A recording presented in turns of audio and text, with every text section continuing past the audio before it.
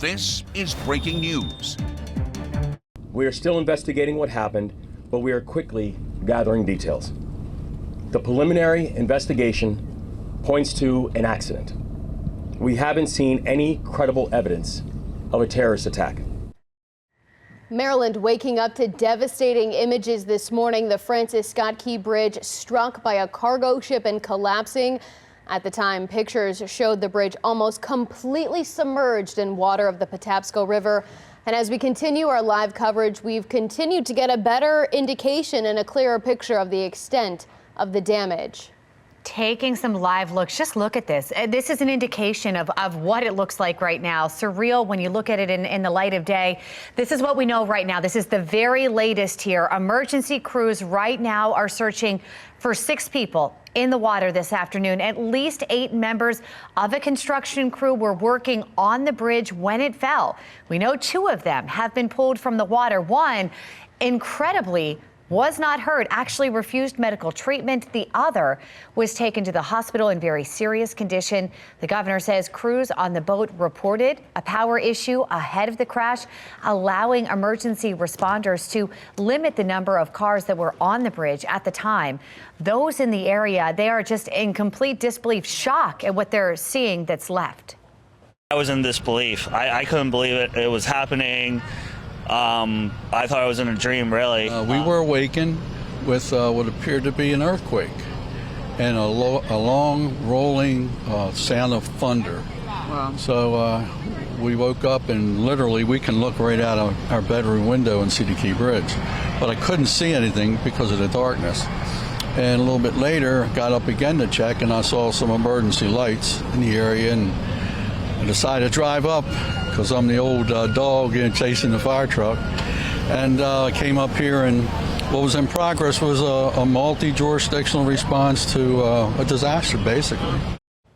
Now we're joined now by Maryland State Senator Johnny Ray Salling. Senator, thank you so much for joining us this afternoon. I know you represent part of this region, including parts of where this bridge once stood. Can you tell us what you first learned this morning and kind of what you know at this point? Well, thank you for this opportunity, and my prayers are with all those that we're still looking for, and for those that are doing the work, and we're praying for them now. But early this morning, about 1:30, 2 o'clock this morning, I got a couple phone calls from the president's office and their staff and a couple other reporters, and they called and they were just letting me know if I heard or seen anything. But we appreciate you taking the time for joining us this afternoon. Thank you very much for the opportunity, and continue to pray for the people. All right, we have some continuing live team coverage now at the scene, bringing us the latest developments. Let's get right to Fox 45's Alexa Ashwell from the western side of the bridge. Alexa?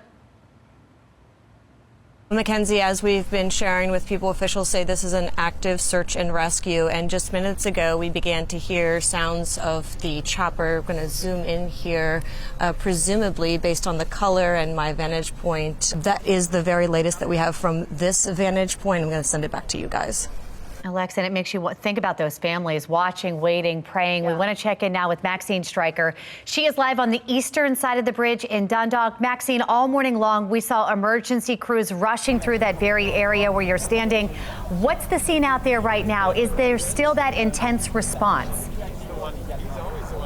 It doesn't seem to be quite as intense as we showed you earlier, and we can show you right now. The response here is a lot of media, a lot of reporters, photojournalists here from around the state, even some foreign journalists as well. As you can see, we're setting up for a press conference. We're waiting to hear from the NTSB at 1 o'clock as that search and rescue mission continues here as they begin to look for those 6 people. This is our vantage point of the collapsed bridge here. We cannot see the ship. We sort of bring that 1 o'clock press conference to you live right here on Fox 45 and online.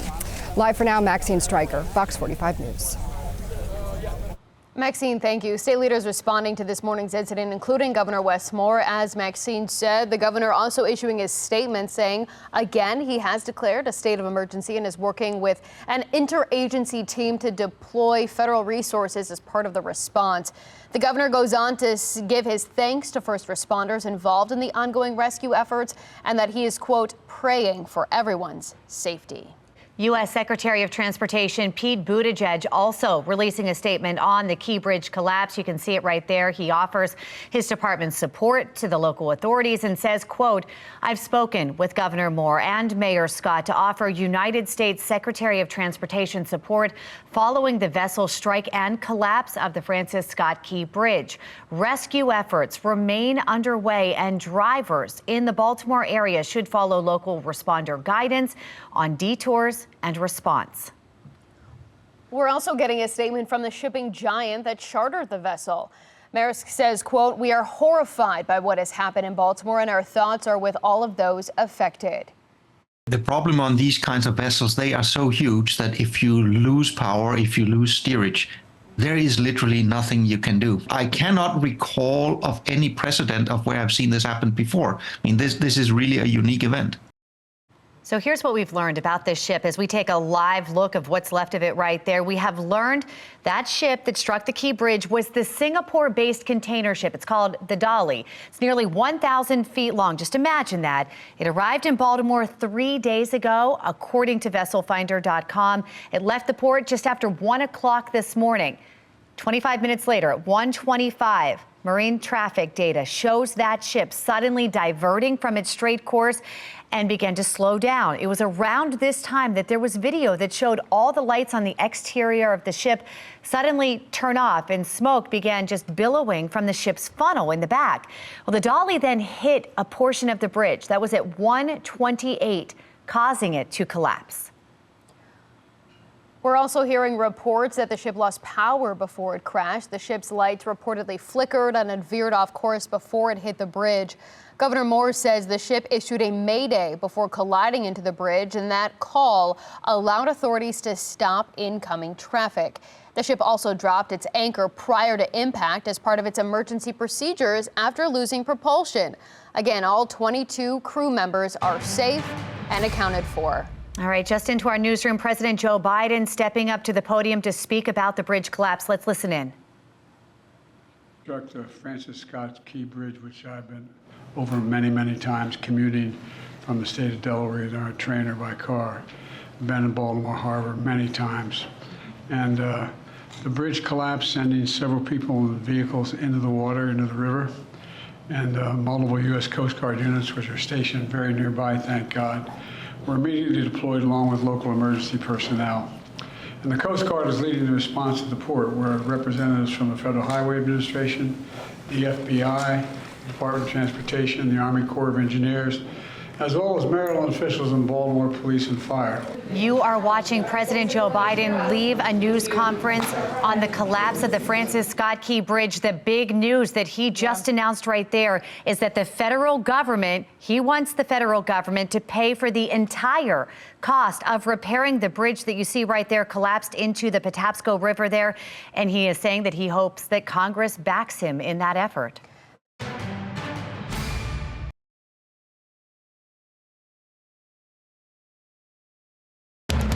Live from WBFF in Baltimore, this is Fox 45 News at 5. City Hall has reached a level of dysfunction that I never thought was possible, and our residents and our small businesses deserve better. We need proven leadership that can restore faith in our local government while creating a culture of accountability that will right this ship. And I believe that former Mayor Sheila Dixon is that leader.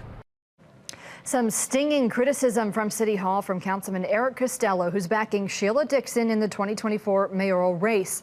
The councilman laying out a laundry list of issues, saying the mayor's office has gotten too big, while highlighting failures of city services and public safety in Baltimore. Good evening, everybody. I'm Mary Bubala. And I'm Maxine Stryker in for Kai tonight. Councilman Costello's comments are some of the strongest we have heard from a public official calling for change at the highest level of city government. Fox 45's Jeff Abel joins us live now.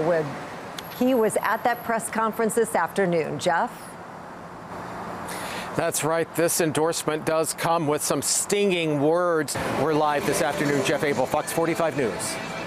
While endorsing Dixon, the councilman also took a hard stance against Mayor Scott, saying his poor leadership has led to a number of severe failures from all levels of city government. Costello criticized the mayor's recent action plan for preventing car theft, saying Scott waited until nearly 10,000 cars had been stolen before taking aggressive action. He also highlighted the constant issues with the Department of Public Works. Some of the issues DPW has faced include potholes going unfilled, the multiple water contamination incidents in the past year, and the failure to return to weekly recycling years after the pandemic ended. And finally, he stressed people do not feel safe due to rampant youth crime and incidents like the one in his district where he claims a person was robbed, but then ignored by police who did not take the crime seriously. Day in and day out, I hear from constituents who want basics like trash and recycling that is picked up on time, roads that are paved, and police and city agencies that are responsive to our residents. Mayor Scott's re-election campaign has released a statement claiming the next election will come down to whether voters support Mayor Scott's vision or return to the, quote, failed leadership and policies of the past. That statement goes on to say the mayor is committed to investing in Baltimore communities and building public trust. That brings us to our question of the day. If the election was held today, who would you vote for? Mayor Scott or Sheila Dixon? So far, 91% say Dixon. You can vote right now at foxbaltimore.com. Now to the latest on the war in Israel. The Israeli Defense Force says it has recovered the body of one of the hostages being held by Hamas. The IDF claims it found the victim's body in a structure near Gaza's largest hospital. The hospital has been a major focus in the conflict this week. Palestinian officials saying it has been forced to shut down after running out of fuel. Meanwhile, Israel claims the hospital is a base of operations for Hamas. All communication services are shut down in Gaza due to a lack of fuel. Landline connections, the mobile networks, and internet connections have all been dropped. It comes as Israeli forces signal a possible expansion of their offensive to southern Gaza. Demonstrators calling for a ceasefire clashed with Capitol Police outside the Democratic National Committee headquarters in Washington last night. Police say one person was arrested, 6 officers were injured. Now, the conflict in Israel and Gaza leading to a rise in hate speech targeting both Jews and Palestinians here in the U.S. The director of pediatric cardiac care at Johns Hopkins is on leave after he allegedly posted hate-filled messages on social media. Fox 45's Amy Simpson live now with what we're learning about all of this. Amy? Reporting live tonight, Amy Simpson, Fox 45 News. Amy, thank you. Well, this is not the first time we are seeing comments on the conflict having big impacts. The nonprofit Casa of Maryland is coming under fire after the longtime executive director released controversial statements about the war. In a now deleted statement, Gustavo Torres expressed Casa's, quote, steadfast support for Palestine's relentless fight for freedom. The statement went on to call for an immediate ceasefire and the halt of U.S. tax dollars promoting the ongoing violence. A statement leading to a group of state lawmakers threatening to pull funding from CASA. The organization has apologized, but some local and state leaders say it's not enough.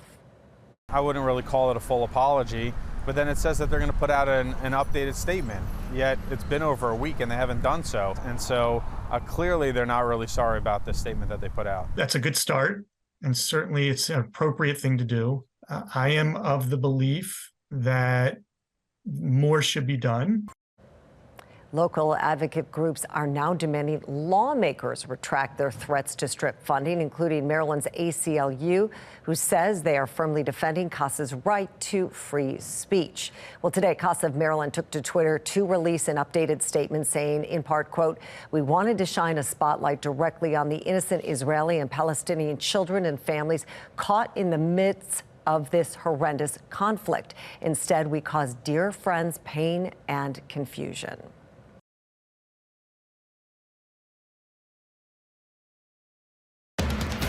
You're watching NBC3 News at 5.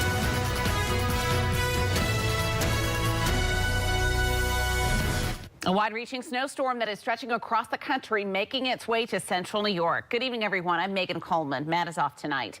We got to enjoy some uneventful and milder weather today, with temperatures reaching over 40 degrees. This is a look. You can see the squirrels out there enjoying Upper Onondaga Park this morning. People out and about taking a walk. The calm before this stretch of harsh winter weather ahead. This is a weather system we're talking about making its way to central New York. You can see already dumping snow from parts of Texas and New Mexico to Chicago, creating dangerous road conditions in many places and impacting flights across the country. We have live team coverage on the snowstorm for you tonight. Peter Hall with the latest on how much will pile up. Tony Black is live in Syracuse asking Onondaga County leaders what's being done to prepare the roads. And Maggie DeRosiers is talking to highway officials about the difficulties dealing with long periods of snow like we're expecting. We begin our team coverage tonight with our meteorologist Peter Hall. He has this weather authority alert. Pete, what do we need to know?